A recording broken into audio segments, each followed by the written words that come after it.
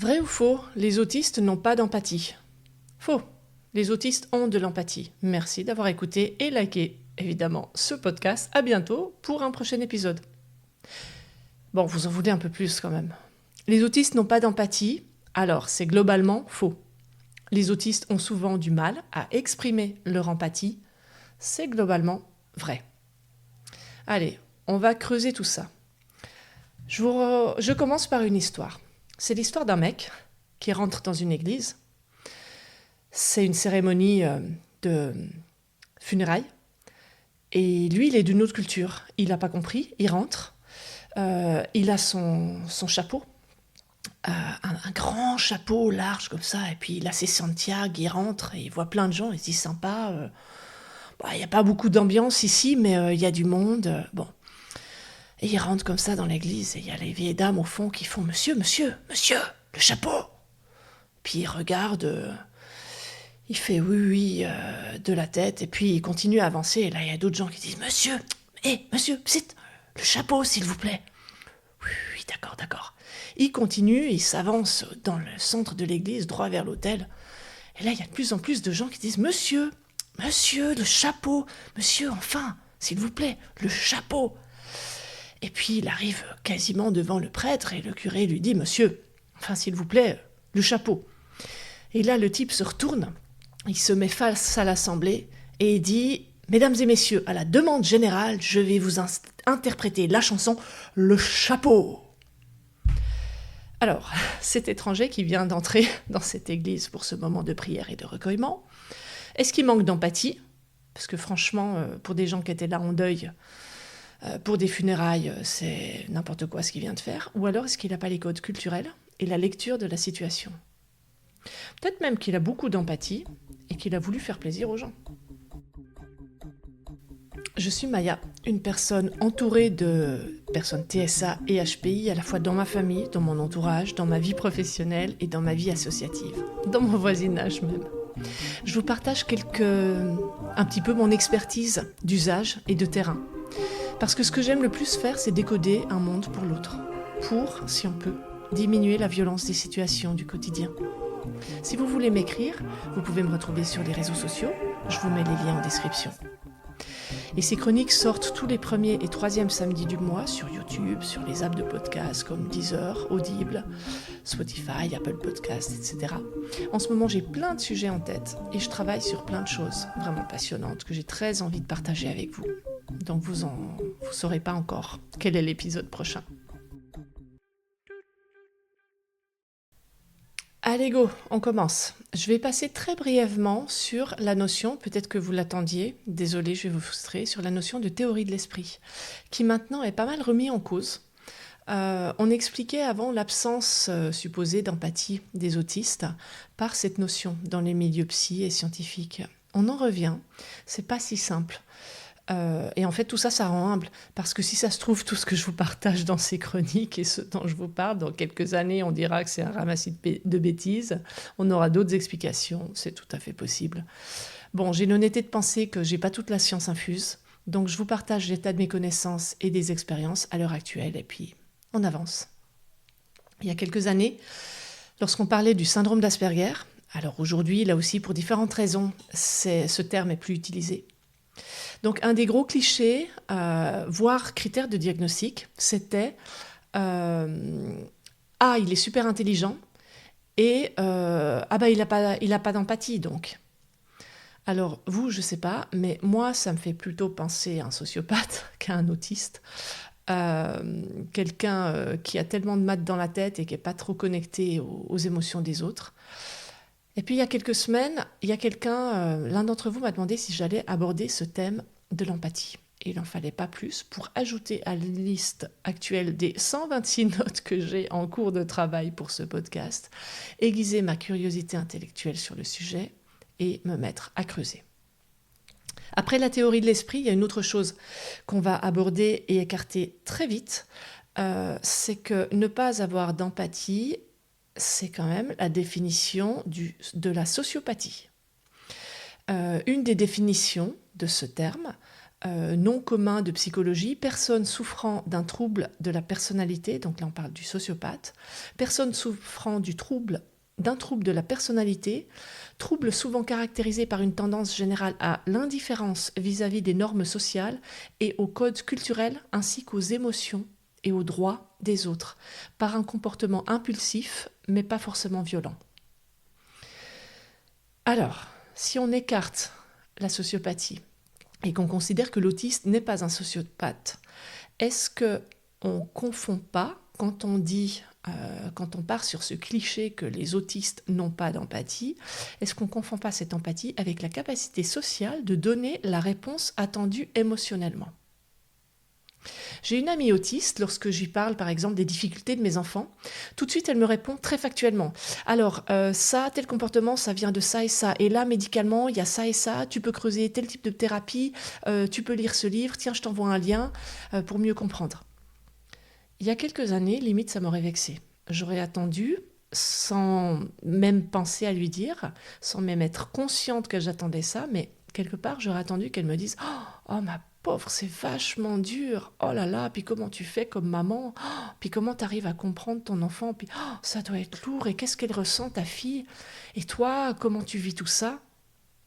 Donc, est-ce que le fait qu'elle ne me dise pas ça, ce qui pour elle est probablement inutile et de l'ordre du décoratif, entre guillemets, comme une convention sociale, voire pour elle, ça serait carrément hypocrite ou lourd de passer par ces phrases dont elle ne comprend pas l'intérêt. Alors est-ce que le fait qu'elle ne me dise pas tout ça signifie qu'elle n'a pas d'empathie ?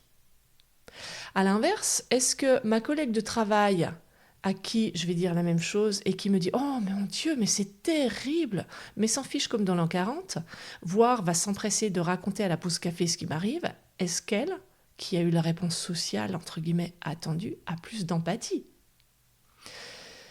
Dans un cas, il y en a une qui ne manifeste pas de l'empathie, qui semble ne pas manifester d'empathie, mais qui m'a écoutée, qui me propose des pistes pour que ça aille mieux. Et dans l'autre cas, elle manifeste la réponse attendue, par contre, elle n'en a rien à faire. Pareil en couple.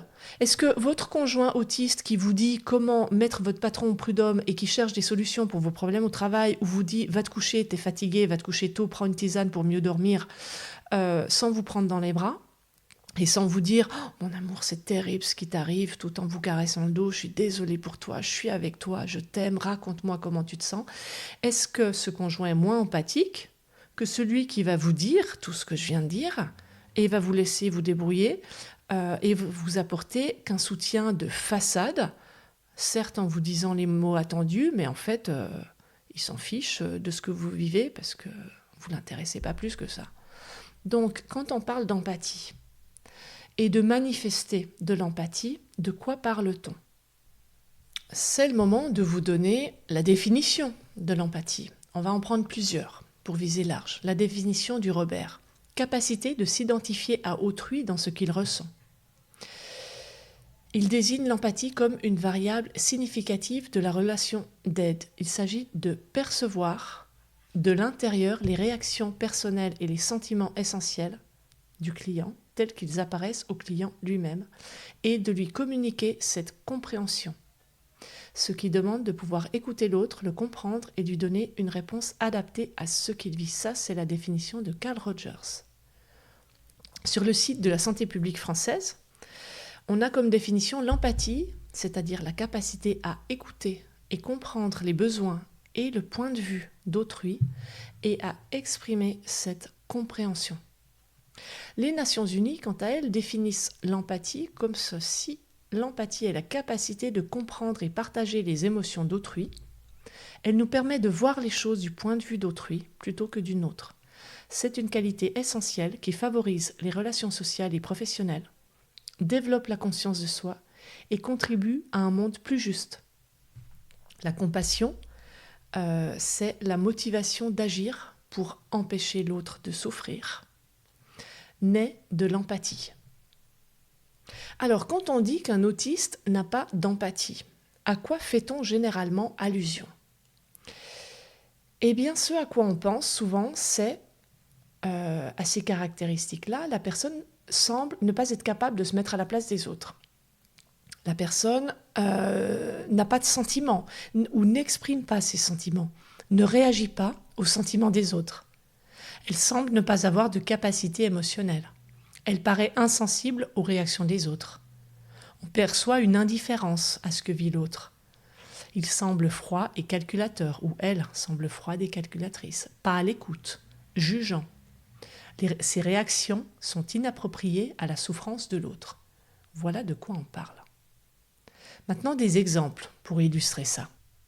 Je vous en ai préparé 8. Le premier, c'est vous raconter un truc qui s'est passé au travail, un collègue qui vous a clashé, vous l'avez très mal vécu. Votre conjoint vous répond, t'aurais dû faire ça. Si t'as agi comme ça, c'est normal que ton collègue ait mal réagi et t'ait clashé. En fait, votre conjoint, il pense vous aider en vous donnant un conseil logique, alors que vous attendez un soutien émotionnel. Autre exemple, votre patron, qui est autiste, ne vous demande pas, ne prend pas de vos nouvelles, ne vous demande pas comment vous allez quand vous revenez au boulot après plusieurs semaines d'absence pour un gros souci de santé. C'est pas un manque d'empathie, c'est que pour lui, le fait que vous reveniez au boulot le jour prévu et l'heure prévue, c'est logique, il pense pas à mal. Voilà. Pour prendre le conjoint, encore une fois, s'il réagit pas quand sa chérie lui dit « j'en peux plus, je me sens mal, je suis triste, je me sens seule dans ce couple », l'inverse est vrai aussi, en fait, votre conjoint autiste, il comprend pas forcément quelle est votre attente parce qu'elle n'est pas formulée. Par contre, il a bien compris en général qu'il a merdé quelque part, il se sent nul et incompétent à vous rendre heureux, il sait pas quoi faire. Il n'a pas du tout compris que vous écoutez, vous prendre dans les bras et le lendemain vous apporter vos chocolats préférés, par exemple, ça serait une excellente façon pour vous de savoir que vous comptez à ses yeux. Un autre exemple, c'est la collègue qui vient pas aux pauses café, qui s'impatiente très vite quand elle entend les autres se plaindre de leur conjoint du lundi matin au mardi midi, mercredi c'est relâche, et que à partir du jeudi matin jusqu'au vendredi soir, elle entend parler de la belle-mère qui va venir le week-end et qui va enquiquiner toute la famille. Elle va répondre aux collègues qui n'arrêtent pas de se plaindre, vous avez qu'à changer de belle-mère, vous avez qu'à changer de mari, et dites à votre belle-mère, si vous ne changez pas de mari, de ne pas venir si c'est désagréable pour vous. Vous trouvez qu'elle manque d'empathie. Non, c'est qu'elle est autiste et elle ne comprend pas du tout l'utilité des commérages, ça l'agace, elle n'a pas du tout envie de rentrer là-dedans, c'est tout. Un exemple maintenant avec un enfant, celui qui vous répond « non, il n'y a pas 1 mètre, il y a au moins 1,80 m », qui répond ça à sa maman au bord de la crise de nerfs, quand la maman lui dit « mais j'en peux plus, c'est dingue quoi, ton linge il est là au sol, le panier à linge il a 1 mètre, je craque moi de faire tout dans cette maison, prends-toi en main, bon sang c'est pas compliqué, il n'y a qu'1 mètre ». Est-ce que cet enfant manque d'empathie ? Est-ce qu'il est provocateur ? Non, il est autiste. Il est logique. Il n'a pas du tout compris le sous-entendu.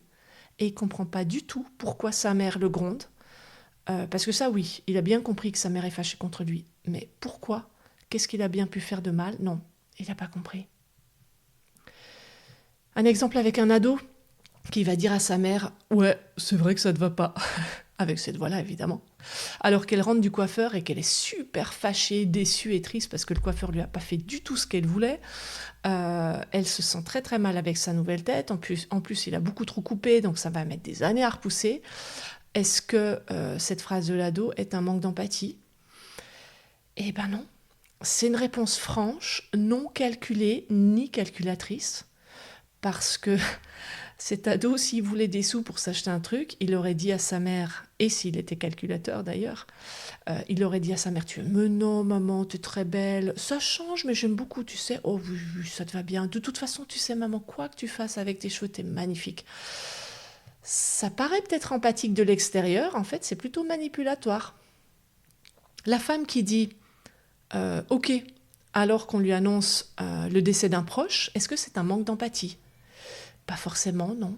Ça peut être une personne autiste qui manque de pratique et d'expérience pour savoir comment réagir précisément dans ce cas-là. Et ce que vous venez de lui dire peut même faire naître chez elle une émotion interne très forte parce que ça peut lui faire penser à ses proches ou à quelqu'un qu'elle aime beaucoup, et angoisser comme une dingue à l'idée qu'ils meurent à leur tour et être en incapacité totale d'exprimer quoi que ce soit, tellement l'anxiété et la douleur l'envahissent. Dernier exemple, l'enfant qui refuse de prêter ses jouets, mais qui va aller se servir chez les autres. Est-ce que c'est un manque d'empathie ? Ça peut être dans certains cas un manque d'éducation, mais là, la question, vous avez compris, elle n'est pas là. Ça peut être aussi un manque de codes sociaux. Refuser, dans le cas d'un enfant autiste, refuser de prêter, c'est fréquent, parce que la chambre, les jouets, c'est l'extension de soi, c'est le refuge, l'univers, la paix, le calme, les habitudes, l'absence de bave, de microbes, les microbes des autres, la tranquillité, savoir où sont les choses, elles sont à leur place, elles sont utilisées comme on veut, quand on veut. Alors quand quelqu'un entre et touche, déplace, bave, marche avec ses chaussures qui viennent de l'extérieur, ça peut être extrêmement violent et mal vécu pour l'enfant autiste. Par contre, il n'a pas forcément compris que les règles peuvent être similaires ou différentes chez les autres, ou qu'il a mal interprété. Si on lui a dit, en allant chez quelqu'un d'autre, mets-toi à l'aise, fais comme chez toi, il va se mettre à l'aise et il va faire comme chez lui. Voilà quelques exemples qui peuvent être perçus comme un manque d'empathie. Maintenant, je vais vous parler de 7 raisons pour lesquelles la personne autiste peut avoir du mal à manifester, à montrer son empathie. Ensuite, de 3 types d'empathie. Et ensuite, de 3 motifs pour lesquels c'est nécessaire l'empathie. Et c'est pas fini, il y a encore d'autres trucs au programme. Alors, les 7 raisons pour lesquelles la personne autiste a du mal à manifester ou à montrer son empathie. Ce sont 7 raisons que j'ai identifiées au fur et à mesure de mes recherches et de ma réflexion. Il y en a probablement d'autres. Voilà, je vous partage ces 7-là. L'impuissance, la sensibilité, l'honnêteté, le contexte, la temporalité, l'hypocrisie et, en 7e, le Uno. Alors, l'impuissance. L'empathie, c'est connaître les émotions de l'autre. Et la compassion, on pourrait la définir, certains la définissent d'ailleurs comme l'action de soutenir l'autre. En fait, l'empathie, c'est déjà comprendre, et la compassion, c'est agir pour limiter la souffrance de l'autre. Être juste dans l'empathie, ça peut être très douloureux pour la personne, autiste ou pas d'ailleurs, parce que non seulement on comprend, on perçoit, on ressent l'émotion de l'autre, la difficulté de ce qu'il vit, mais on se sent impuissant. Et il peut y avoir des burn-out par le fait de se sentir impuissant devant la souffrance et la douleur de l'autre, et c'est très très dur à vivre. Et moi, je me demande si certains autistes ne se coupent pas de l'empathie pour éviter ce burn-out, ce sentiment d'impuissance. Une solution, ça pourrait être de développer justement le stade d'après, la compassion. Et à ce propos, empathie et compassion, je vous mets en lien en description la vidéo de la chaîne La Partie Psy sur qu'est-ce que l'empathie. Elle parle de tout ça plus en détail. Une autre raison, donc la sensibilité. De la même manière que tout à l'heure, très souvent, la personne autiste est très sensible sur le plan des sens, mais aussi émotionnellement. Et elle peut redouter de trop comprendre ou de trop savoir percevoir ce que vous vivez, d'avoir peur d'être trop touchée. Et donc se couper, préférer s'éloigner, se replier pour ne pas être envahie des émotions qu'elle ne saura pas gérer. L'honnêteté intellectuelle. En fait, pour être empathique, il faut être capable de se mettre à la place de l'autre. Eh bien, l'autiste, parfois, il a raison. Il est logique et honnête. On ne peut pas toujours prétendre comprendre ce que vit ou ressent l'autre. Ne soyons pas trop prétentieux. Est-ce qu'on sait tous ce que c'est que perdre son conjoint, perdre un emploi, vivre à la rue, être passé par la guerre, être passé par la violence conjugale, être passé par la maladie grave? Est-ce qu'on sait tout ça? Non. Donc dans la logique de la personne autiste, elle ne va pas faire semblant de comprendre ce que vous vivez si elle n'est pas passée par là et qu'elle ne comprend pas. Ce n'est pas un défaut d'empathie, c'est du respect et de la logique. Et au contraire, la personne TSA vivra très mal, à l'inverse en fait, qu'on prétende comprendre ce qu'elle vit si on n'est pas passé par là. et elle pourra trouver votre attitude hypocrite, mensongère et se couper de vous dans certains cas si vous manifestez trop d'empathie en lui disant « je comprends ce que tu vis » sans être passé par là. Ensuite, il y a le contexte. Quand on va bien, qu'on vit dans une famille aimante, qu'on a des potes, qu'on n'a pas subi la guerre, qu'on n'a pas de troubles d'apprentissage, qu'on n'a pas de maladies chroniques, etc., c'est quand même plus facile de s'ouvrir aux autres points de vue et d'accepter les divergences d'opinion, de mode de vie, de manifester de l'empathie, de la compréhension envers l'autre. Parce que finalement, la définition de l'empathie, est-ce que c'est pas pouvoir s'ouvrir aux opinions de l'autre, à ce qu'il vit, comprendre, accepter la différence, partager son émotion, même si on n'est pas d'accord avec lui? Alors, quand on est dans une situation de souffrance, d'exclusion, de guerre, d'extrémisme, de difficultés socio-économiques, en fait, on risque de réduire son empathie à ceux qui nous ressemblent, qui vivent les mêmes difficultés que nous. Et on a plus de risques de rejeter le point de vue de l'autre, d'entrer dans une forme de pensée extrémiste ou intégriste. J'ai envie de dire que pour cultiver l'empathie chez soi ou chez l'autre, parce que souvent, soyons honnêtes, c'est chez notre conjoint, chez notre belle-mère ou chez notre enfant qu'on voit le manque d'empathie plus que chez nous-mêmes. Donc, cultivons l'empathie peut-être d'abord chez nous avant de l'évaluer chez les autres. Il faut d'abord commencer par se demander comment va la personne qu'on évalue avec un manque d'empathie et dans quelles conditions elle vit. On ne peut pas lui reprocher son manque d'empathie si elle est dans un mode, autant sur le plan émotionnel, physique ou social, de survie. Avant de juger que l'autre manque d'empathie ou pas, s'il est ouvert ou pas, évaluons sa situation. Et dans quelle mesure on va pouvoir lui demander plus d'empathie. L'autiste qui va pas bien, il va pas pouvoir manifester de l'empathie, ou alors juste à ses pairs, à ceux qui subissent les mêmes choses que lui. Donc avant de dire que les autistes manquent d'empathie, regardons, écoutons-les. Sont-ils entendus? Se sentent-ils en sécurité émotionnelle, économique, physique, sociale dans ce monde, ou pas? Et donc c'est peut-être pour ça que certains autistes nous semblent manquer d'empathie. Parce qu'en fait, ils sont en mode survie et ils réservent leur empathie à ceux qui leur ressemblent et qui vivent les mêmes choses qu'eux. Une autre raison, à mon sens, qui fait que la personne autiste a du mal à manifester ou à montrer son empathie, c'est la temporalité. Un jour, une copine, au début de ma découverte du syndrome d'Asperger, pour ma fille aînée, dans cette plongée dans l'autisme qui ensuite a accompagné toute notre famille, m'a dit « c'est faux que les autistes n'ont pas d'empathie. Ils ont une empathie différée. » J'ai compris plus tard, avec mes proches, que la plupart des autistes ont une très très grande empathie, mais qu'elle se manifeste en décalé, pas sur le moment, pas de la façon attendue. Ça va passer par un processus cérébral, par une analyse pour comprendre ce qui se passe, ce qui est attendu et réussir à formuler la réponse attendue. Et ça prend du temps. 6e raison que j'ai identifiée, l'hypocrisie. La personne autiste, elle a parfois l'impression que montrer de l'empathie, c'est jouer un rôle, donner à l'autre des réactions qu'il attend, mais qui ne sont pas sincères. Et la personne autiste, la plupart du temps, n'a pas du tout envie d'être hypocrite.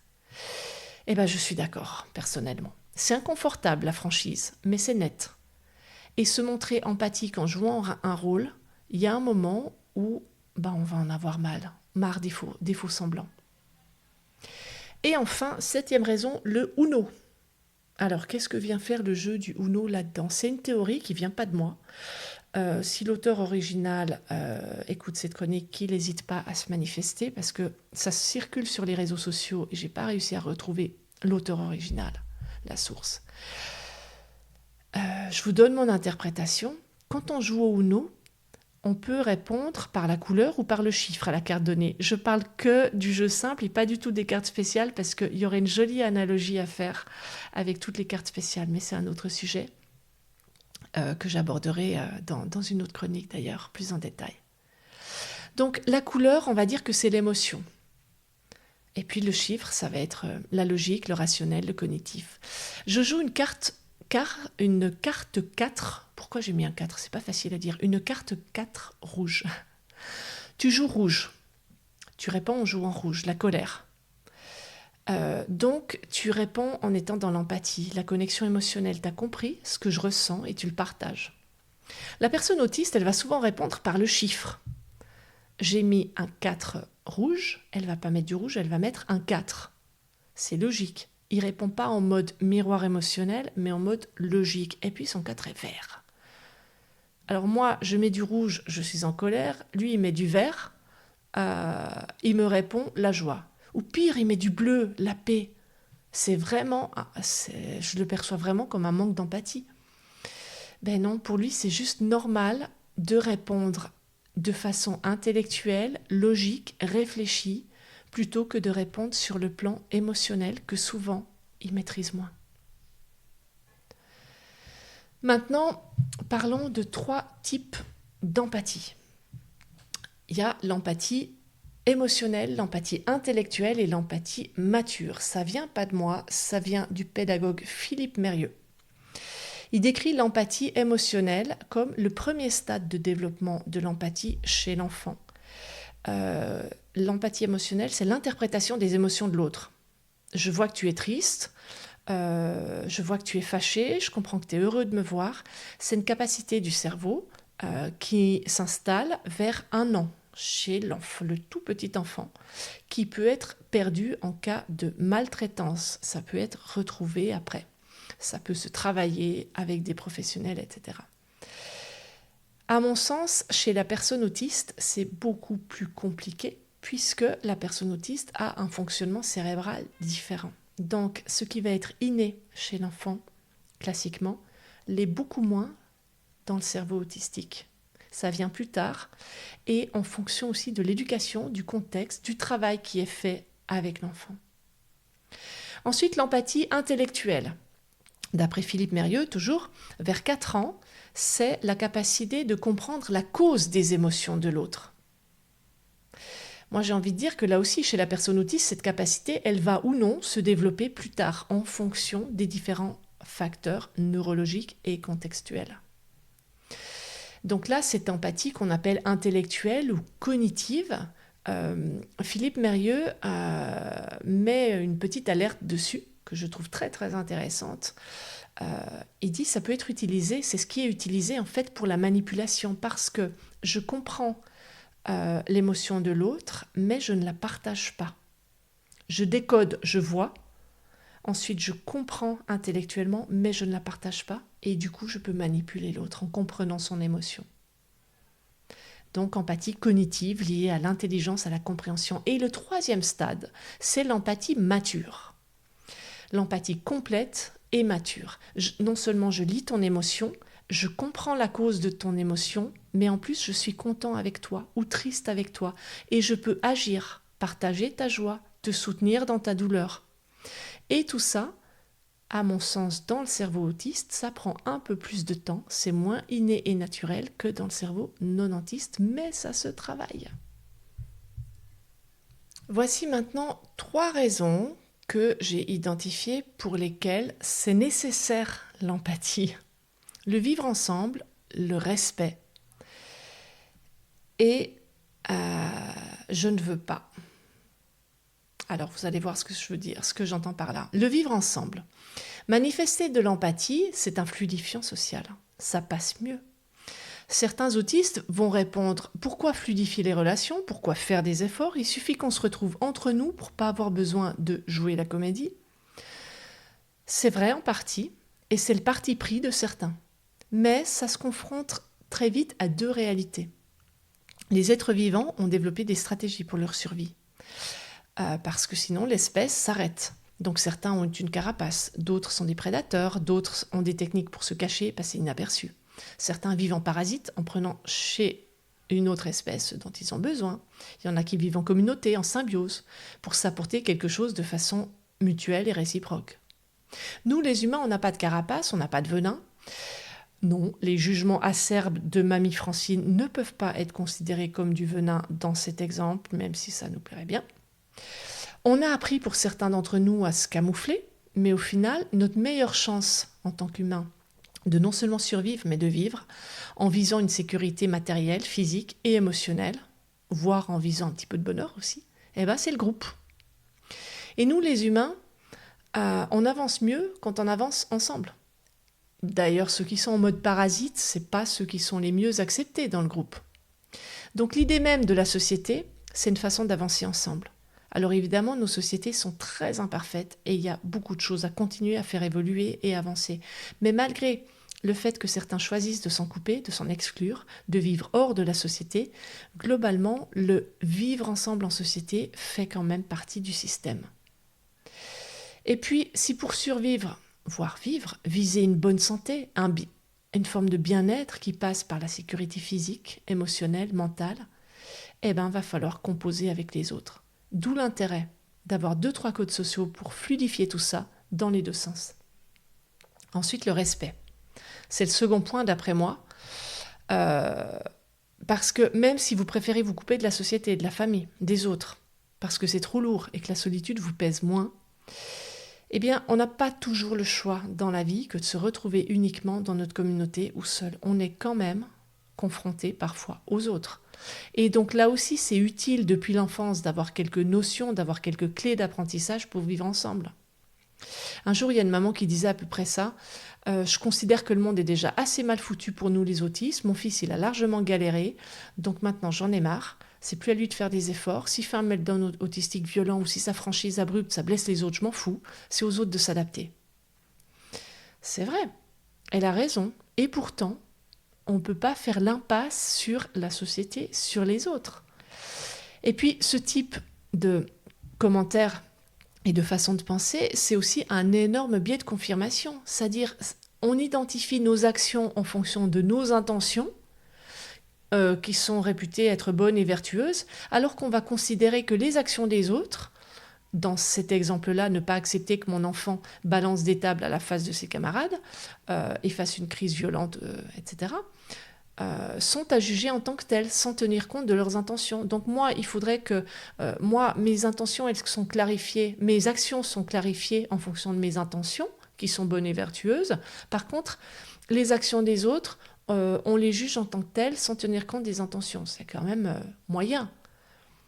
Donc on comprend bien que ce raisonnement, il a des limites, et qu'il va falloir appliquer aux autres ce qu'on exige pour soi, le respect, le non-jugement des actions seules, et le temps d'apprendre à se connaître, à se comprendre.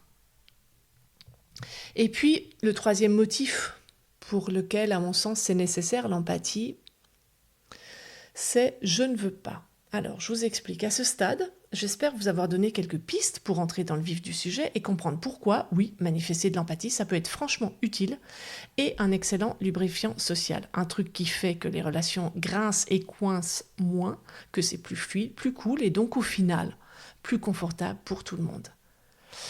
Parce que si vous ne voulez pas de l'empathie, le contraire de l'empathie, ça serait l'incapacité de penser l'altérité, de se mettre à la place de l'autre, de concevoir d'autres options, d'autres opinions, d'autres façons de vivre et de penser que la sienne. Et ça signifie non seulement rester dans un stade infantile, l'enfant, le tout petit enfant se vit comme le centre du monde, et quand on reste dans ce stade-là, et qu'on pense qu'on se vit comme le centre du monde, on devient des narcissiques et des égocentriques.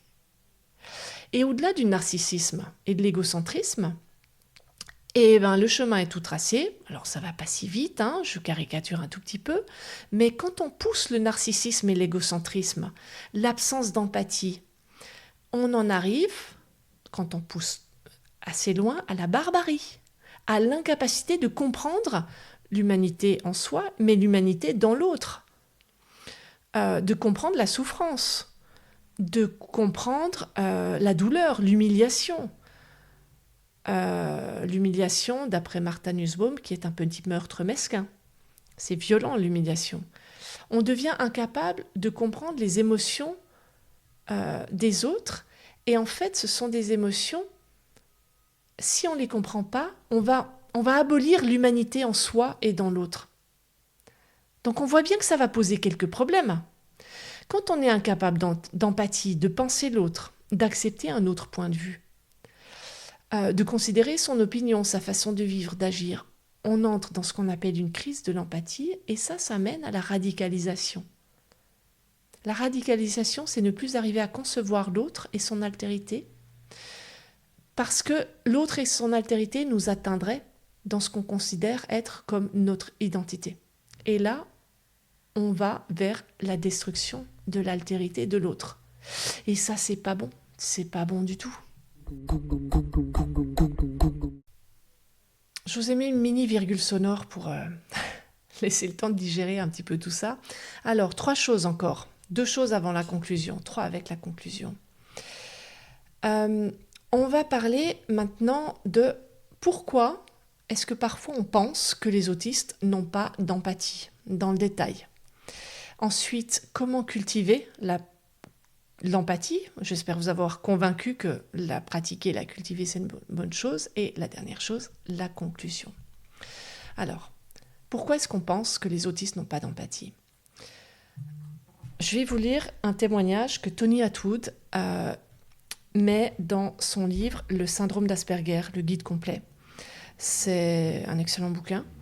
Je vous mets là aussi les références en description. Mark Fleischer est un mathématicien talentueux ayant le syndrome d'Asperger et, comme la plupart des personnes Asperger, il est très gentil et ne veut pas qu'un autre soit confus ou affligé par sa faute. Il écrit dans son autobiographie, publiée en 2003 à la page 110, sous le nom de Fleischer, « À cause de mon manque de confiance, j'ai terriblement peur de choquer les autres sans m'en rendre compte ou sans le vouloir, en disant ou en faisant quelque chose de mal. Je souhaiterais pouvoir lire dans les pensées, grâce à quoi je saurais ce qu'ils souhaitent et pourrais faire ce qu'il faut. Être en société est pour moi plus difficile que les équations, parce que ce qui marche avec une personne ne marche pas avec une autre. Les gens ne disent pas toujours ce qu'ils pensent, ni s'en tiennent à ce qu'ils disent. » Alors, à la lecture de ce témoignage, on imagine bien que la peur de faire mal, de blesser, l'expérience aussi d'avoir déjà commis de nombreux impairs, les reproches et les critiques reçues, bloque la personne qui va préférer ne rien dire ou ne rien faire plutôt que de faire mal. Alors est-ce que c'est une absence d'empathie ou est-ce que c'est un manque de pratique et d'expérience pour avancer ? Et pourquoi c'est pas si simple, entre guillemets, pour la personne autiste d'essayer de se tromper, d'essayer encore de fonctionner par essai-erreur, d'accepter l'échec et de réessayer encore ? Et bien là aussi, je vais citer Tony Attwood dans le même ouvrage. Il indique les caractéristiques suivantes qui sont très fréquemment présentes chez les personnes TSA avec une bonne efficience intellectuelle. Alors, la difficulté à conceptualiser les perspectives et les priorités de l'autre personne. Des aptitudes de persuasion limitées. La tendance à la confrontation et à la rigidité. La réticence à changer de décision et à admettre qu'on a fait une erreur. L'aversion au fait d'être interrompu. Le besoin compulsif de perfection, la tendance à punir plutôt qu'à féliciter, la tendance à éviter les demandes, et enfin des connaissances insuffisantes des stratégies alternatives. Moi, j'ai envie de vous commenter et d'interpréter brièvement, si j'arrive, ces caractéristiques. Donc, la difficulté à conceptualiser les perspectives et les priorités de l'autre personne, c'est normal. Ça prend du temps, ça passe par le filtre du cerveau. Chaque info doit être analysée, classée. L'interprétation, c'est pas instantané. Donc oui, c'est plus long et c'est plus dur. Des aptitudes de persuasion limitées. C'est sûr que quand on est franc, sans filtre, cash, qu'on pratique ni la politique ni la séduction, ça peut être compliqué de persuader l'autre. Est-ce que c'est un défaut ou une qualité ? Je vous laisse juger. La tendance à la confrontation et à la rigidité. Là aussi, c'est logique. La personne autiste, elle a besoin de ses routines, de ses codes, de ses habitudes pour fonctionner sans être dépassée par l'anxiété. Donc, ça en découle un grand besoin de contrôle, une grande rigidité qui peut heurter, qui fait qu'il est cash et qui va à la confrontation. La réticence à changer de décision et à admettre qu'on a fait une erreur. Oui. Parce que quand la personne autiste, pour elle, souvent, c'est oui ou non, blanc ou noir, c'est bien ou mal. La nuance, c'est compliqué. Parce que déjà, apprendre les codes sociaux, les règles pour vivre ensemble, c'est compliqué. Alors si en plus il y a des nuances, des interprétations, des adaptations des règles, ça devient infernal, ingérable, trop lourd. Le cerveau n'arrive plus à suivre. Donc suivre les règles à la lettre, c'est plus simple. Reconnaître qu'on ne les a pas suivies ou mal suivies ou qu'on aurait dû adapter au contexte, c'est très douloureux pour quelqu'un qui a déjà conscience d'être en décalage et souvent hors norme ou imparfait, inadapté. C'est possible. Pour ça, il faut être aimé, il faut être accompagné, il faut avancer sur le chemin de la vie. Une personne autiste qui est en mode survie n'aura pas la ressource intérieure nécessaire et la marge de manœuvre intérieure pour accepter d'avoir mal jugé ou d'avoir fait une erreur. Ça sera trop déstabilisant pour elle. Donc avant de vouloir la changer et lui dire de s'assouplir et d'accepter de changer de point de vue, aidons-la à changer son contexte, son cadre, donnons-lui et mettons en place ce qui lui fait du bien pour quitter le mode survie sensoriel, le mode survie émotionnel, le mode survie social, le mode survie économique. Et vous verrez que la personne sera plus encline à l'ouverture à l'autre et à reconnaître ses propres erreurs ou ses mauvaises décisions. L'aversion au fait d'être interrompu est logique. On lui a appris gamin à pas interrompre parce que c'est un manque de politesse, donc la règle s'applique à lui aussi. Et si en plus il a un TDAH, avec l'impulsivité et les idées qui fusent, être interrompu c'est encore plus violent parce que ça le coupe dans ses idées qu'il peut perdre, ce qui peut être une source d'une très grande frustration mentale et ça peut être violent mentalement pour lui. Je ne suis pas en train de justifier, de dire que c'est normal qu'il soit en colère quand on l'interrompt, j'explique. Simplement, je ne juge pas le comportement. Le besoin compulsif de perfection. Là, je vais en dire un petit peu plus. Faire les choses comme elles doivent être faites. C'est structurant, c'est rassurant. C'est le cadre, c'est la norme. Le bordel, c'est l'angoisse. Ça peut être une des explications à ce perfectionnisme. Il y en a une autre. C'est le niveau d'exigence. La personne intelligente, voire très intelligente, elle est clairvoyante sur la plupart de ses défauts, de ses manques, de tout ce que justement elle ne sait pas. Donc la personne intelligente, elle doute. Elle voit tout ce qui lui reste à apprendre, à faire. Entre parenthèses, bien heureux certaines personnes moins intelligentes qui ne voient pas leurs lacunes et qui parfois ne doutent de rien, si vous me passez l'expression. La personne intelligente, quand elle fait quelque chose de bien, et qu'elle est félicitée, si en plus elle est autiste et qu'elle déteste les compliments, que souvent elle trouve mensongers ou exagérés ou surjoués, elle va penser « mais si j'ai réussi », c'est par hasard, c'est parce qu'aujourd'hui il y a eu un facteur externe, cette fois j'ai eu de la chance, cette fois j'étais bien, cette fois je suis tombée sur les bonnes ressources ou ça s'est passé au bon moment. Et elle a tellement conscience de ses difficultés qu'elle va attribuer son succès à des causes externe. Elle ne peut pas penser que c'est grâce à elle, à son travail et à ses qualités, tellement elle a conscience de toutes ces imperfections, en fait, de tous ces décalages. Donc quand on la félicite, en fait, elle stresse un max. Ça lui met une pression de dingue et elle se dit « mais si je fais moins bien la prochaine fois, ils vont se rendre compte que c'est par hasard que j'ai réussi cette fois-ci, c'est pour des facteurs externes. Ils vont voir qu'en fait, je suis nulle et ils vont voir ma médiocrité. » Donc, ils se mettent une pression de dingue encore et encore, toujours plus, pour éviter qu'on pense qu'en fait ils sont nuls, parce que eux, ils se trouvent très très nuls. Souvent, malheureusement. Alors que souvent, ils sont géniaux, très très géniaux. La tendance à punir plutôt qu'à féliciter. Et oui, parce que d'abord, ils ne se félicitent pas eux-mêmes. On l'a vu, ils sont extrêmement exigeants avec eux-mêmes. Si vous êtes cette personne autiste, essayez de prendre conscience à quel point vous êtes dur et exigeant avec vous-même. Et quand on vous dit, quand on vous félicite, qu'on vous complimente, vous avez parfois l'impression qu'on se moque de vous, que c'est hypocrite, que c'est surjoué. Et donc, vous pensez plus que être franc et être un vrai ami ou un conjoint aimant ou un parent juste, c'est dire ce qui ne va pas. Mettre le doigt là où ça fait mal, critiquer, punir, plutôt que de valoriser ce qui est chouette et ce qui va bien. La tendance à éviter les demandes. Et oui, la demande de quelqu'un d'autre, la demande externe, c'est un imprévu. C'est donc hyper stressant, c'est anxiogène, on perd le contrôle. Alors oui, mieux vaut éviter qu'on me demande quelque chose, plutôt que de ne pas savoir comment réagir ou modifier mon planning, mes routines et tout ce qui me permet au quotidien de survivre et de garder un petit peu d'énergie dans ce monde qui a des codes si lourds pour la personne autiste. Et enfin, les connaissances insuffisantes des stratégies alternatives. Alors là, je dirais que ça dépend, d'ailleurs comme le reste, de l'âge, de la culture, des lectures, du suivi, de la pratique. Ça s'apprend. Mais en fait, de base, il y a déjà tellement de codes sociaux et de trucs à ingérer pour une personne TSA que s'il faut apprendre toutes les variantes, c'est un truc de dingue. C'est comme si vous êtes espagnol et vous allez vivre en Suisse allemande. Alors, en Suisse allemande, comme son nom l'indique, on ne parle pas allemand. Et oui, vous faites l'effort, effort indispensable, d'apprendre l'allemand parce que les Suisses allemands, dans leur pays, ils ne vont pas parler espagnol. Et pour survivre, va quand même falloir pouvoir être en capacité de communiquer sur quelques trucs de base.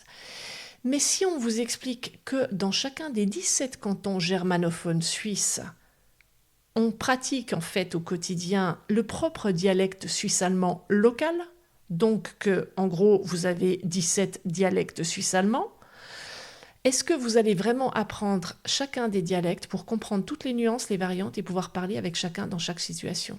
Non. Donc connaissance insuffisante des stratégies alternatives, oui, parce que quand on a réussi à acquérir quelques stratégies, ça nous permet d'évoluer, d'avancer, et c'est en fait juste pas possible de toutes les apprendre. Alors, je continue sur une réflexion de Tony Attwood qui dit ceci. Dès leur plus jeune âge, les enfants traditionnels se rendent compte que quelqu'un peut avoir la solution à un problème concret et que d'autres pourraient souhaiter et être capables de les aider. Cette compréhension des pensées et aptitudes des autres enfants n'est pas automatique pour les enfants Asperger.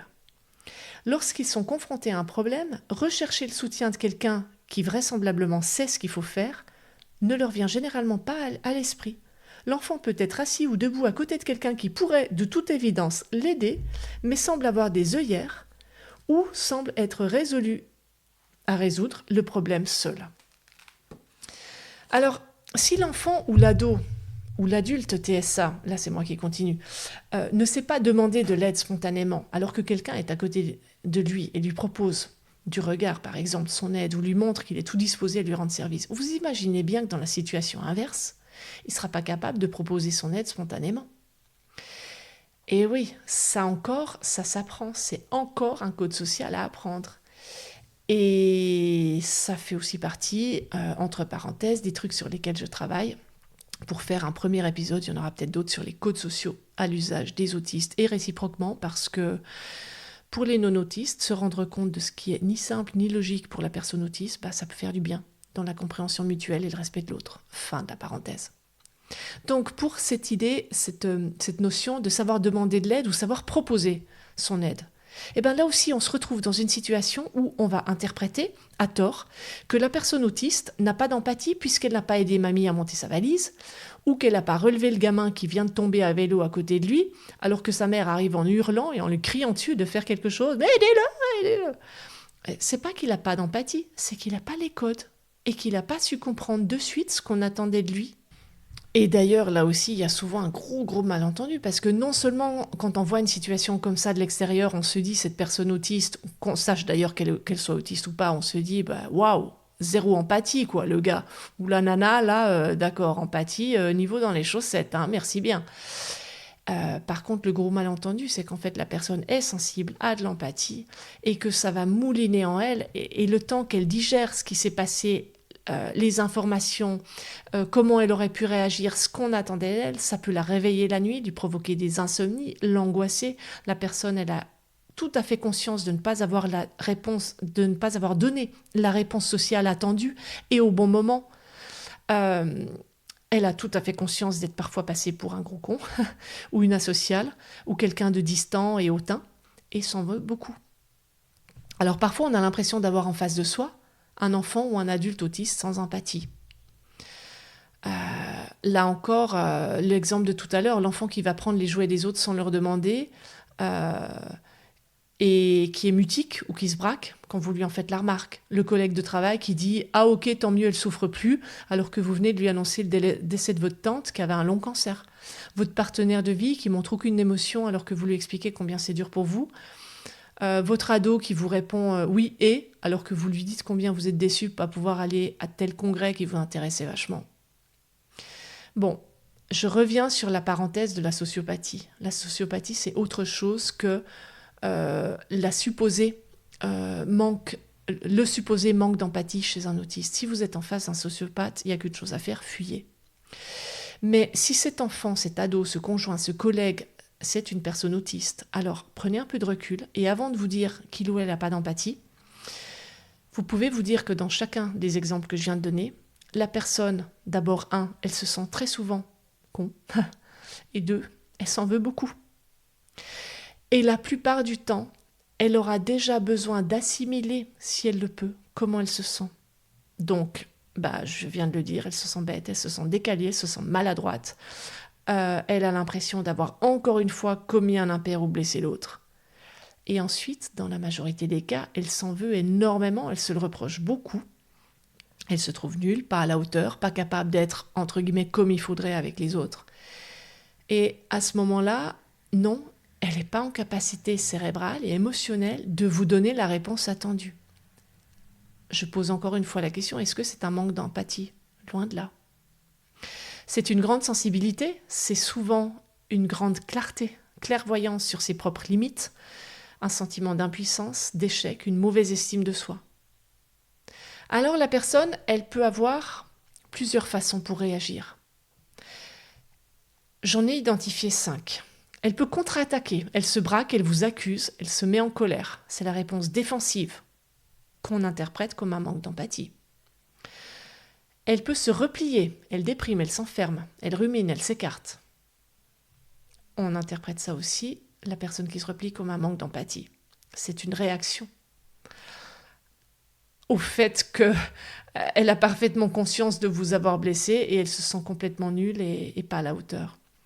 La troisième possibilité, c'est l'arrogance.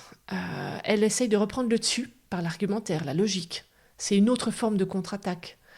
Moi je suis intelligent, je me trompe pas, je sais, j'ai plus de connaissances que toi, c'est logique, ton argumentation c'est nul, c'est pas la bonne, mais moi j'ai raison. La quatrième possibilité de réaction, c'est la fuite mentale, la personne qui va partir dans son monde imaginaire, les amis imaginaires, les jeux virtuels, c'est donc la fuite du réel. Et la cinquième, la suradaptation, l'imitation, particulièrement pratiquée chez les personnes à haut potentiel intellectuel, qui analysent les réponses et les comportements attendus, qui sont conscients de ce qui est socialement correct et qui sont parfois très très bons dans le masking. Dans ce dernier cas, on ne voit pas le manque d'empathie, au contraire, on trouve la personne super. Parfois fatiguée, oh, elle est en arrêt aujourd'hui, finalement elle n'est pas venue à tel truc, c'est bizarre. Mais quand elle est là, tellement chouette. Et à ce propos, masking, fatigue autistique, si vous ne l'avez pas encore écouté, je vous recommande ma chronique sur la fatigue autistique. Est-ce qu'elle est réelle ou surjouée ? Alors je viens de vous parler de ces 5 stratégies de la personne TSA pour compenser ses maladresses sociales, son inadaptation aux réponses attendues et qui sont perçues comme un manque d'empathie. Dans ces stratégies, les 4 premières, on a dit, elles sont comprises à tort comme des manques ou des absences d'empathie. C'était ces stratégies, la stratégie défensive, le repli, l'arrogance et la fuite du réel. Alors voyons maintenant en quoi ces stratégies sont certes utiles, mais problématiques. Et qu'est-ce qu'on pourrait proposer à la place ? La stratégie de défense, ça va nous faire entrer dans une escalade de violence verbale et émotionnelle. Je dis à la personne autiste qu'elle m'a blessée, et elle m'attaque. Elle est sur la défensive. Elle me blesse, je contre-attaque. Elle répond. Jusqu'où ? Ma fille aînée, elle réagissait beaucoup comme ça. Elle vivait extrêmement mal toutes les remarques ou tout ce qu'elle considérait comme une critique, un manque de sa part, et elle contre-attaquait systématiquement. Je lui ai appris que parfois dire « pardon, j'ai déconné » ou « désolé, je voulais pas te blesser » ou « excuse-moi, je me suis pas rendu compte de ça », ça suffisait à faire baisser toute la pression. C'était difficile à accepter pour elle parce qu'elle avait l'impression que son argumentaire était logique et était plus que valable. Et parfois, ça l'était d'ailleurs. Et parfois, c'était des justifications de ses actes, mais qui n'étaient pas les bonnes. Elle a fait un chemin épatant et admirable, je dirais, entre ses 8 et ses 16 ans, pour réaliser que parfois, vaut mieux lâcher prise, accepter qu'on a blessé l'autre sans le vouloir, s'en excuser. Et que c'est la fin de l'histoire, que tout n'est pas blanc ou noir, bon ou mal, et que dans ce cas, elle, comme nous, sa famille, comme moi la première, on fait tous des erreurs, des maladresses, que c'est humain, que c'est pas grave, qu'on lui demande pas la perfection, et aux autres non plus, que comprendre qu'elle est aimée, même en ayant des maladresses, que je commets moi la première d'ailleurs, c'est super important, que la vie n'est pas construite de comportements parfaits, mais la vie est faite d'imperfections qui se côtoient, qui se frottent, qui grincent parfois et qu'ensemble on essaye d'avancer, que les erreurs et le pardon font partie du chemin. Tout ça, je crois que ça l'a aidé. Alors je prends les choses dans le désordre et maintenant je continue sur l'arrogance. Parce que, à mon sens, il a un déclenchement similaire au mode défensif. J'accepte pas qu'on me dise que j'ai peut-être pas tout à fait raison, ou que j'ai mal agi, ou blessé l'autre. Donc, je vais non pas l'attaquer, mais je vais lui prouver que si j'ai raison. Parce que moi, je sais et j'ai les compétences.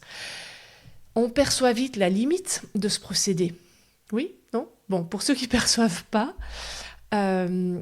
sur cette terre, on peut prétendre, qui peut prétendre détenir une vérité fiable, ferme, absolue, définitive? Personne. C'est mathématique, c'est scientifique. À partir de là, de cette logique-là, quand on affirme qu'on a raison, on se trompe toujours. Une posture d'humilité, c'est bien plus confortable, en particulier d'ailleurs quand on a horreur qu'on nous dise qu'on se trompe et qu'on est sensible. Si, je vous recommande, si vous n'aimez pas la critique, soyez humble, pas arrogant, c'est beaucoup plus facile.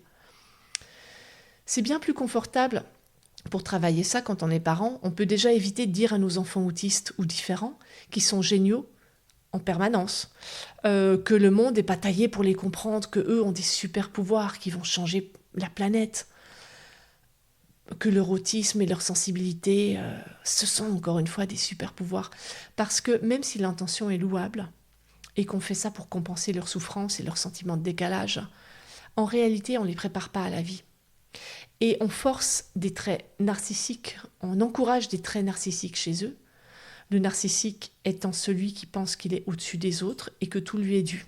Le meilleur, plus vite, c'est pour lui. Alors que la réciproque n'est pas vraie, il n'a pas du tout à faire ça pour les autres. Si vous êtes vous-même un adulte et que vous vous reconnaissez dans une forme d'arrogance ou avec des traits narcissiques, d'abord chapeau. Parce que vous avez fait la grande partie du chemin. Vous arriverez peut-être et sûrement à la seconde partie, qui est reconnaître la valeur des autres, reconnaître que votre arrogance, c'est une protection pour ne pas être blessé. Vous ouvrir au point de vue des autres, faire passer les opinions et les attentes des autres avant les vôtres parfois. Alors peut-être que vous arriverez à faire ce chemin tout seul, et peut-être que vous aurez besoin d'être accompagné par un professionnel là-dessus, et c'est ok, les deux vont bien. Parlons maintenant du repli. Votre enfant, votre conjoint ou vous-même vous êtes rendu compte de vos maladresses, de vos gestes ou paroles inappropriées, vous vous en voulez énormément, vous vous sentez bête, idiot, nul, pas à la hauteur, vous ne savez pas comment gérer. Alors la honte ou la douleur de la prise de conscience vous font vous retirer en vous. Vous vous éloignez des gens que vous avez blessés, que vous pensez avoir blessés. Vous êtes dans une forme de déprime, ça peut aussi favoriser des troubles du sommeil, des troubles anxieux. Vous évitez la personne, la situation. Vous percevez que votre enfant qui est dans cette stratégie de repli se ferme et s'enferme. Ou votre conjoint, ou votre proche. Là aussi, je n'ai pas besoin de vous expliquer combien cette situation est aussi délétère et néfaste pour la personne. Et à ce propos, si vous le sentez, vous pouvez écouter l'épisode sur la suscibilité des personnes sur le spectre autistique, qui parle aussi de la dépression et de repérer à quel moment se préoccuper pour soi ou pour son proche, pour aider votre enfant ou votre proche justement. Il va falloir beaucoup de patience et d'amour. Ne pas focaliser sur la dépression ou sur l'enfermement, sur le repli. Respecter son besoin de silence, de retrouver ses intérêts restreints, tout en valorisant, sans surjouer bien sûr, ni trop en faire, tout en valorisant tout ce qui est positif. Vous pouvez aussi proposer des activités physiques ou au contact des animaux, de la nature, parce que ça va aider la personne à moins ruminer. L'activité physique et en extérieur, ça apporte des choses importantes pour le corps et pour l'esprit. Et un soutien psychologique peut être important. Mais vous ne pouvez pas forcer votre enfant, votre conjoint, encore moins votre collègue de travail, à consulter un pro. Vous pouvez par contre être présent, ne pas juger, être là quand la personne a envie de soutien psychologique, a envie de vous parler, a envie de promener le chien avec vous, de faire un câlin, de voir un film. Et enfin, la 4e stratégie, la 5e c'était donc le masking, mais ça c'est un autre sujet. La fuite du réel. Chez un enfant, ça peut prendre la forme d'amis ou de jeux imaginaires. Chez l'ado, l'adulte, les mondes virtuels, parfois la drogue ou l'alcool. Alors, quand il y a addiction et risque pour la personne, c'est indispensable de consulter des professionnels et d'obtenir une aide adéquate. Pour l'enfant, le monde imaginaire, que l'enfant soit autiste ou pas, ça peut faire partie d'une étape de développement. En soi, c'est pas un problème. Et ça peut même aboutir sur des passions et une soif d'apprendre sur le monde de la magie, la mythologie, d'autres cultures, d'autres pratiques, les planètes, les astres. On peut guider l'enfant dans son monde imaginaire pour que ça devienne un intérêt concret sur lequel il se cultive. Voire il développe vraiment des connaissances, des intérêts qui vont pouvoir lui servir plus tard.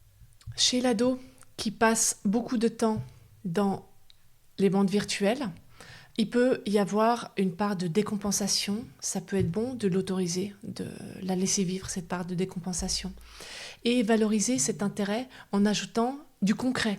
Ça peut être bénéfique. Par exemple, tu es passionné de jeux vidéo, tu as pensé à créer ton propre monde et à apprendre à coder, toi. Il y a des formations en ligne pour ça. Tu es passionné de Minecraft et de Roblox. Tu as vu la complexité des architectures, les lois de la physique qui sont en jeu? Ça peut nourrir des intérêts sur ces sujets-là. C'est difficile quand on est parent et qu'on voit son ado passer des heures devant son écran de ne pas avoir peur. D'autant plus si, comme moi, vous êtes né avant les années 80, calculez l'âge du capitaine, vous n'avez pas grandi avec Internet et les écrans, et cette génération, elle n'est pas connue pour nous. On n'a pas les codes, et on ne peut pas imaginer ce que ça va donner. Je pense à ce propos à vous mettre en lien en description un podcast sur les jeux vidéo et autisme qui parle des choses de façon très positive. Il faut que je vous ajoute ça. Alors en soi, les écrans pour un autiste, c'est souvent un intérêt restreint. Quelque chose qui lui fait du bien, qui le pose. Il peut même y nourrir une vie sociale avec des potes qui rencontrent, qui retrouvent, ils forment une équipe, ils se soutiennent. Mon conseil à ce stade, ça serait qu'avant de tomber à bras raccourcis sur votre ado pour qu'il lâche les écrans, regardez s'il peut maintenir en parallèle un minimum d'activité physique pour sa santé à côté. Si les heures de sommeil sont pas trop déconnantes, pardon du terme, si l'alimentation est à peu près correcte, ça sert à rien de vouloir une alimentation super bio, super saine, super équilibrée. Déjà, si c'est à peu près correct, c'est chouette. Ça c'est mon petit ajout personnel aussi, mais s'il fait 1 ou 2 tâches pour la famille, pour la maison. Parce qu'en famille, je considère qu'on vit en équipe, il n'y a aucune raison pour que ce soit que les parents qui fassent tout. Donc le lave-vaisselle, étendre le linge ou le plier, passer l'aspi, sortir le chien, c'est des choses que les ados dotés d'un cerveau et de 4 membres sont tout à fait capables de faire. Et au-delà de ça, intéressez-vous à ce qu'il fait. Parce que lorsqu'il vous parle de son jeu ou de son équipe, vous pouvez l'écouter, le questionner, demander-lui de vous montrer. Il pourrait même vous faire découvrir un univers intéressant. Et à partir de là, vous allez pouvoir le guider pour qu'il garde ce fameux équilibre entre, ok, ces jeux, des heures devant les écrans, ok, jeu, pote, intérêt restreint, tout ça dans le même mot, mais l'équilibre avec aussi sa santé. Bouger, dormir, faire sa part dans les tâches de la famille, manger correctement, plus ou moins. Et en cas de doute, vous pouvez vous-même demander à un pro de faire de la psychoéducation, de la guidance parentale, vous faire aider par un père aidant professionnel qui est passé par là et qui a fait une formation pour pouvoir guider les parents. pour d'abord vous comprendre votre positionnement, vos réactions et être plus à même de comprendre votre ado et de l'accompagner. Vous pouvez aussi vous rapprocher d'une association ou d'un groupe de parents aux enfants qui ont le même profil que le vôtre. Vous vous rendrez très vite compte que vous n'êtes pas seul et qu'on est beaucoup de familles à passer ou à être passées par là. Vous entendrez beaucoup de témoignages de jeunes autistes qui ont décroché de l'école, des études et qui au final se sont insérés dans la vie sociale et sont autonomes et sont heureux. Et là, je fais une digression.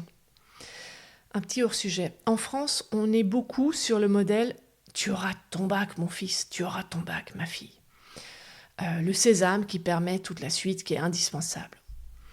Dans d'autres pays, ça se passe différemment. En Espagne, par exemple, on peut faire des études universitaires sans avoir le bac, même en ayant quitté l'école à 16 ans, simplement, à partir de 25 ans, en passant un examen pour vérifier qu'on a le niveau requis pour suivre les études universitaires qu'on vise, ou alors en passant par la voie professionnelle. C'est un petit peu plus long, mais plus tôt, on peut accéder sans bac à des études universitaires.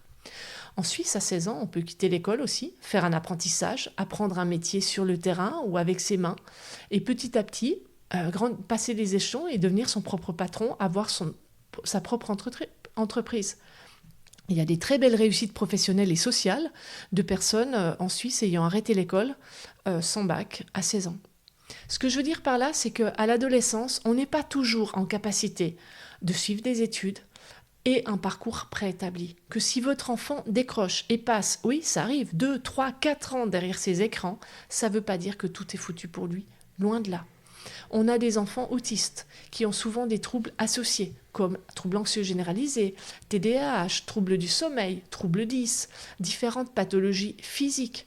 Et on leur demanderait de décider de l'orientation de leur vie à 17 ans, alors qu'ils arrivent à peine à dormir, qu'ils sont hyper anxieux et angoissés par un monde qui est franchement pas très rassurant. C'est absolument normal et c'est fréquent d'avoir des décrochages, parfois longs, à l'adolescence, déjà chez la population classique, mais en plus chez nos enfants. Ça signifie en rien que votre enfant est asocial, qu'il n'a pas d'empathie et qu'il ne fera pas dans sa vie. Non. Ça signifie simplement que votre enfant a un développement différent, il a un rythme différent. Et là-dessus, vous avez aussi plus de détails sur ma chronique, pas encore autonome. Et soyez tranquilles, ils vont trouver leur voie, à leur façon, à leur rythme. Et tant pis pour ce qu'en disent la voisine et la grande-tante. Alors, je reprends. Je vous ai parlé des limites et je vous ai proposé des pistes sur 4 de ces 5 stratégies réactionnelles lorsque la personne autiste se sent maladroite ou nulle. Donc, la fuite du réel, l'arrogance, la défensive, le repli. Reste le masking. Je ne vais pas, je vous l'ai dit, m'étaler là-dessus. C'est certes la stratégie la plus confortable pour l'entourage, parce qu'en fait, on a l'impression que la personne est empathique et tout à fait adaptée, mais ça peut être le plus dangereux pour la santé mentale, voire physique de la personne. Et là aussi, je vous l'ai dit, écoutez la chronique, si vous ne l'avez pas déjà fait, fatigue des personnes TSA. Est-ce que je vous ai convaincu que la pratique de l'empathie peut être une bonne chose ? Alors passons, avant la conclusion, au dernier point. Comment la cultiver ? D'abord, en allant bien ou en allant mieux, en soignant sa dépression, en quittant une situation malsaine ou maltraitante, en s'autorisant le temps et l'espace dont on a besoin, en étant accompagné, voire pris en charge médicalement si besoin, en ayant identifié les troubles, les douleurs avec lesquelles on vit au quotidien. Et ensuite, je continue avec les pistes de Philippe Mérieux, ce pédagogue. Lui, il conseille de lire. J'aime beaucoup ce conseil. Lire des romans, lire des BD, lire des histoires, ça montre le point de vue de l'autre. Moi, j'ajoute que dans les séries aussi, on peut comprendre et voir d'autres façons de penser, d'agir, et que ça donne plein d'éclairage. Il continue avec l'art, les émotions qu'on perçoit en écoutant de la musique, la compréhension du contexte et de pourquoi l'artiste a fait telle œuvre, telle peinture ou telle composition musicale, son pays, sa famille, sa culture. Tout ça, ça crée des ponts avec l'autre. Et puis ensuite, à son tour, essayer de dessiner, de peindre, de pratiquer une forme d'art. Ça va permettre de voir et de pratiquer différents points de vue, de se mettre aussi à la place de l'autre. Il recommande aussi, et là aussi je suis complètement fan pour l'avoir moi-même pratiqué et prévoir des ateliers pour les jeunes là-dessus, justement, le théâtre. Le théâtre, c'est une façon géniale pour changer de point de vue, pour passer du rôle de l'agresseur au rôle de la victime, au rôle du redresseur de tort. Ça permet de vivre différentes émotions, différentes étapes de la vie. C'est une magnifique façon de cultiver l'empathie. Il nous parle aussi du débat contradictoire, en famille d'abord, à l'école aussi. Échanger des avis, des opinions, écouter celles des autres, revoir son jugement, faire évoluer sa pensée, nourrir sa réflexion avec les arguments, les expériences des autres et réciproquement leur apporter nos réflexions et nos expériences. Il parle aussi de renoncer à l'idéal, la binarité. Tout n'est pas blanc ou noir, bon ou mauvais. Renoncer à un idéal de perfection pour soi et pour les autres et pour les situations. Accepter le chemin, l'imperfection, les essais-erreurs, les virages. Accepter nos propres contradictions. Travailler la réciprocité.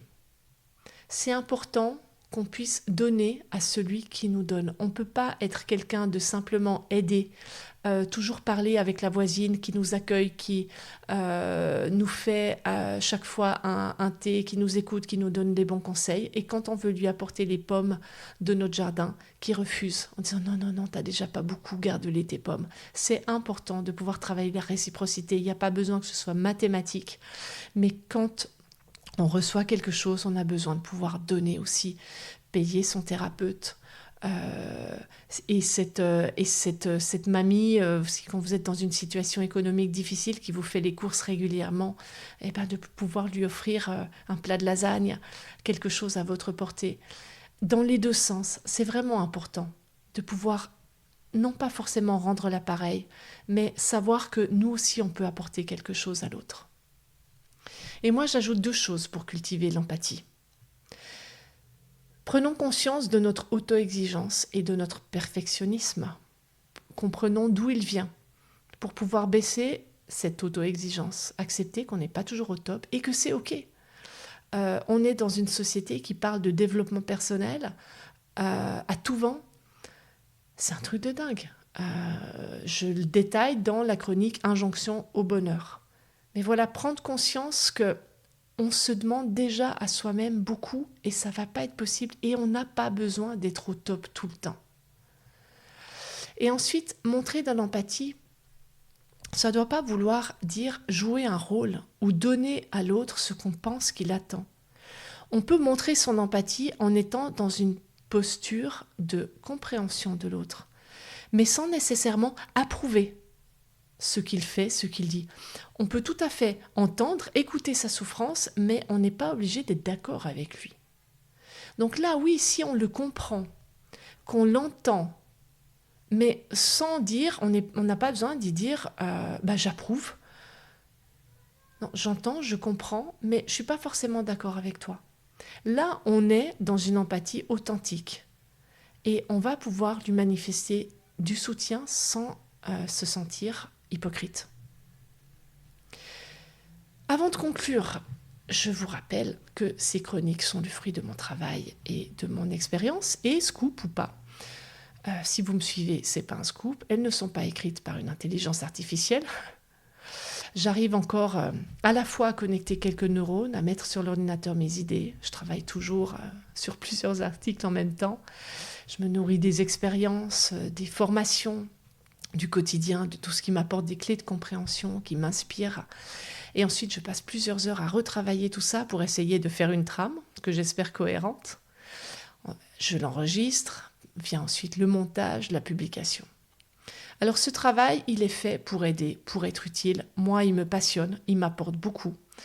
Et c'est fait pour être partagé. Si vous voulez le soutenir et me soutenir, vous pouvez simplement, je le répète à chaque fois, et je trouvais ça un peu nul, ça m'agaçait beaucoup d'entendre ça dans tous les podcasts.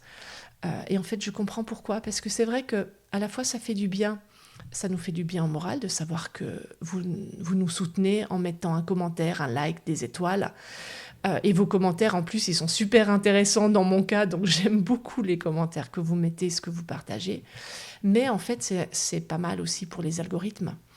Parce que, évidemment, quand on fait un travail comme ça, on a quand même envie que ce qu'on apporte puisse bénéficier à d'autres personnes et donc que ce soit partagé. Et pour que ça ressorte dans toute la marée de contenu, eh ben, vos likes et vos commentaires, ça montre que le travail est connu, reconnu et ça fait que les algorithmes le proposent à plus de personnes. Vous pouvez tout à fait partager ce contenu, vous pouvez aussi l'utiliser comme ressource pour votre classe, pour votre groupe, pour votre famille, si vous pensez que c'est nécessaire. Les deux seules choses, les conditions que je vous demande, c'est de citer la source, de respecter le droit d'auteur et que ce soit non payant. Voilà, de ne pas vous faire des sous sur mon travail. Difficile de conclure en reprenant et en synthétisant toutes les idées. Je vais faire un autre type de conclusion. Ce que j'avais envie de vous dire, c'est que si montrer de l'empathie, ça va fluidifier des relations saines, c'est top. S'il s'agit de montrer aux autres qu'ils ont de l'importance pour nous, qu'on les estime, qu'on a du respect pour eux, et que montrer cette empathie, ça facilite tout ça, alors personnellement, je suis complètement pour. En revanche, ça doit être sincère et ça doit venir du cœur. Et travailler l'expression de l'empathie pour les gens qu'on aime et qui comptent pour nous, et qui sont des gens qui nous aiment aussi, et pour qui on compte, oui, ça vaut vraiment la peine et c'est important à mon avis. Maintenant, s'il s'agit de travailler son empathie pour être mieux accepté dans un groupe social ou dans un contexte de travail, faut voir. Si c'est votre job, ou votre groupe de sport, ou le club de peinture sur tissu du mercredi soir, et que ça compte beaucoup pour vous, alors oui, ça vaut la peine de faire l'effort de travailler votre empathie. Si vous êtes au contact avec des patients ou des publics fragiles dans votre métier, oui, c'est utile, voire carrément nécessaire. Si vous voulez travailler votre empathie pour être mieux accepté dans le groupe des commères du village, ben, je ne suis pas sûre que ça en vaille la peine. Ou dans le groupe des critiques de fin de sortie scolaire, etc. Je ne suis pas sûre que ça vaille la peine, vraiment. Et quand on est autiste, comprendre dans quelles circonstances manifester sincèrement une forme d'empathie, ça peut faire du bien aux gens qu'on aime, et bien, c'est un code social très chouette à apprendre, parce que le résultat, dans ce contexte-là, il est win-win, gagnant-gagnant. L'autiste apprend comment faire du bien aux gens qu'il aime, et les gens qu'il aime se sentent aussi aimés, valorisés, compris par lui. Mais si c'est pour surjouer un rôle, alors qu'on n'est pas comme ça, alors je trouve ça franchement désagréable. Parce que déjà, oui, ça se voit et ça se sent. Et puis en plus, c'est inutile. Parfois, vaut mieux apprendre à connaître l'autre, savoir qu'il peut paraître un peu brutal ou il peut paraître insensible de prime abord, mais connaître sa façon à lui de vous montrer combien vous comptez pour lui ou pour elle, plutôt que de lui demander, voire d'exiger qu'il se plie à vos codes sociaux, à des règles où il devrait vous montrer de l'empathie comme ça. Moi, je préfère une personne qui parfois est abrupte, mais qui est authentique, honnête avec moi et qui me montre par ses actes et ses sentiments, plutôt qui est capable de montrer beaucoup d'empathie, mais qui derrière le fait de façon égoïste et le fait pour obtenir quelque chose de moi. Alors comme toujours, je pense que la nuance fait toute la différence et que selon les situations, selon le moment de votre vie, selon ce que vous vivez, ce que vit l'autre, selon votre éducation aussi et votre contexte socio-culturel et économique, les choses peuvent évoluer. Je pense qu'il n'y a pas de mode d'emploi et surtout que tout va évoluer. Et oui, flûte, un mode d'emploi, ça aurait été bien plus pratique. Bon, je vous ai quand même donné quelques pistes. Après, vous prenez dedans ce que vous voulez. Pour terminer, j'ai envie de dire que être totalement insensible à l'autre et à sa souffrance, oui, c'est un problème. Et c'est pas de l'autisme, c'est un trouble. Mais ne pas savoir comment réagir à ce que vit l'autre, à ce que montre l'autre, c'est pas un manque d'empathie ou un manque d'intérêt, c'est un manque de codes sociaux. C'est le fait de ne pas savoir gérer ses propres réactions internes qui sont parfois très fortes. Et ça peut se travailler, se cultiver dans les deux sens. L'autiste qui va apprendre à connaître comment manifester son attention, son amitié, son intérêt pour l'autre, et la personne non autiste qui va apprendre à ne pas attendre de lui qu'il se comporte d'une façon prédéterminée, attendue, qui va accepter les, entre guillemets, maladresses sociales de l'autiste, qui, la plupart du temps, ne sont que l'arbre qui cache la forêt, ces maladresses sociales. Et dans cette forêt, il y a un grand cœur et une grande sensibilité.